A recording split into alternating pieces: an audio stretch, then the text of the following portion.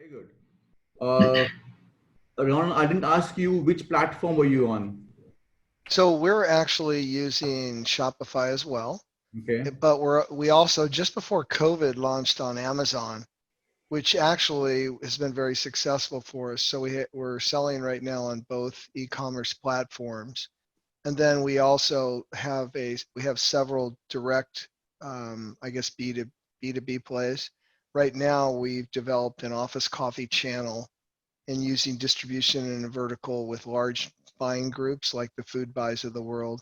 We also, I now have a director of grocery, and we just were chosen one of the innovative products of the year with KeHE distribution in the Midwest. So we're going to be going into up to 3,000 stores in their distribution starting in, it looks like October, November, and December.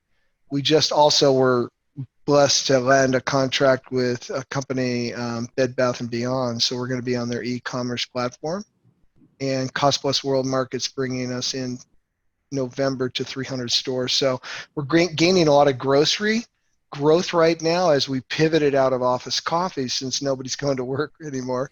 And but that's been the season. We've all been in a season of pivoting starting in March 13th, I guess you might say, and that's what we've done. So we have a part of our business model is we actually use our licensed technology and have partners that are coffee roasters across the United States who have been hurt pretty bad with COVID, and we've been a blessing to them and they've been a blessing to us in that they sell more now, online, as Ben mentioned, and because of that they use our product to make a higher revenue off of their coffee product.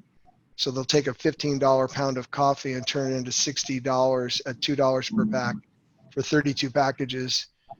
So we've been blessed in that, right? But I kind of look at it like there's always, you learn how to pivot, and that's what entrepreneurship's about, right?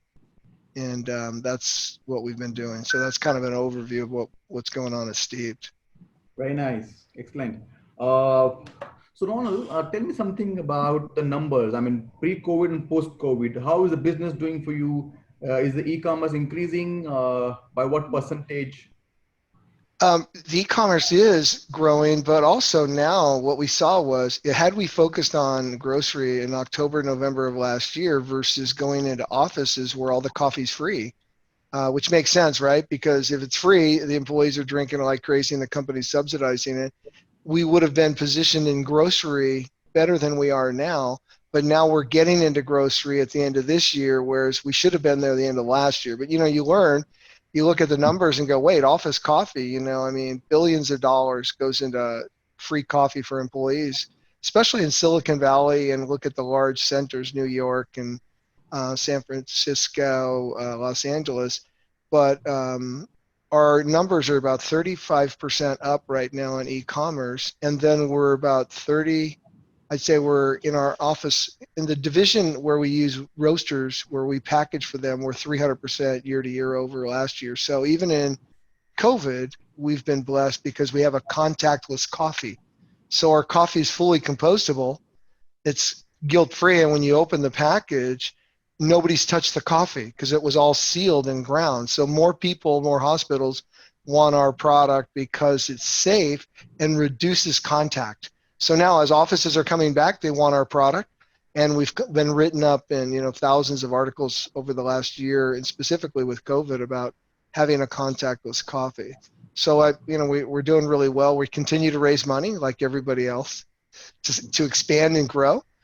We've bought more equipment. We're looking to expand in the East Coast to lower our shipping costs, and just having a lot of fun, but going through a lot of challenges and learning how to build stronger relationships with our team and our partners, because we've been able to help our partners in a difficult time, and by helping them, really they've helped us. So it's like a serving model. We really are out to serve. We're also a B certified company, so we're about the double bottom line. It's not just about making a profit, but it's about people. And we have a giving fund. 1% of all of our revenue, gross revenue, goes to a fund that we give away, right? Very nice, Ronald. It's a very noble cause. Ronald, one more question, one follow-up question. So, on the investor side, which round of funding are you in?